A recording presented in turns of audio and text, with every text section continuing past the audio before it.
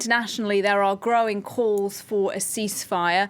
The US envoy to the region is en route at the moment, and an Egyptian delegation has already arrived today in Tel Aviv. Let's talk more about that Egyptian delegation with our correspondent in Cairo, Edouard Cousin. He's on the line for us now.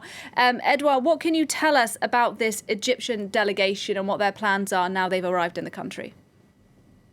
Yeah, well, this morning an Egyptian security delegation first went to Gaza, to the Gaza Strip, to talk with Hamas, and from there they moved to Tel Aviv to talk with an Israeli delegation. And their aim is to broker an immediate ceasefire. They try to convince both sides to cease hostilities. If that will work is another question. But the Egyptian side has, from earlier this week, put efforts in negotiating the truce between both sides. The Foreign Ministry of Egypt, Sameh Shoukry, has called his Israeli counterpart, and he urged him to cease hostilities and to use diplomatic ways to solve the conflict.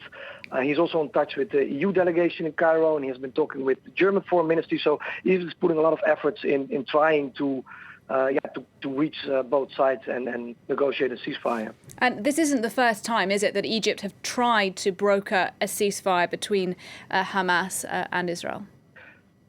Yeah, Egypt really likes to roll as a broker between Israel and Palestine. Like always, when the conflict rises, then they step in and they try to bring both sides together. It's a way for Egypt to affirm its role as an still important factor in the region, and also a bit as the leader of the Arab world.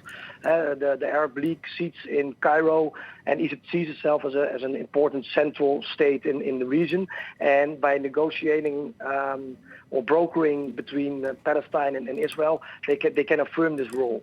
And they're in a good position as well, because historically they're close to Palestine, and Fatah, the Palestinian Authority, is an ally of Egypt. But especially past 10 years, they have been much more close to Israel as well. They have very good relations with Israel now.